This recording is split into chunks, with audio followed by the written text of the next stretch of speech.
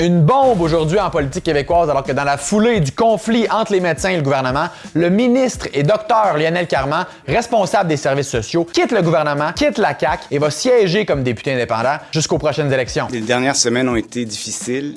Je fais le choix de ma famille, la famille que nous avons construite, mon épouse et moi. Évidemment, le ministre Carman, lui-même médecin spécialiste, vient d'une famille de médecins, sa femme est médecin, sa fille est médecin. Sa fille était d'ailleurs sortie hier publiquement dans le Devoir pour dire que si le gouvernement ne me permet pas de pratiquer librement, je n'aurai malheureusement d'autre choix que de partir pour une autre province. Et plusieurs collègues, tout aussi attachés au Québec, mais attirés par de meilleures conditions, en sont au même point. Pris dans une situation impossible entre choisir le côté de son gouvernement ou choisir le côté de sa famille, le ministre Carman choisit finalement sa famille. C'est un dur coup pour le gouvernement parce que non seulement le ministre Carman est dans ce poste-là depuis que la CAQ est au pouvoir, mais c'est un ami de longue date personnel du premier ministre François Legault. Ils ont été voisins même à une certaine époque. M. Carman a fait partie de ceux qui ont construit la CAQ. Ça fait mal sur le plan professionnel, mais aussi personnel au premier ministre François Legault, qui était visiblement ému durant le point de presse. Dans la vie, il faut toujours choisir d'abord sa famille. C'est ce que fait Lionel aujourd'hui. Merci pour ce que tu as fait.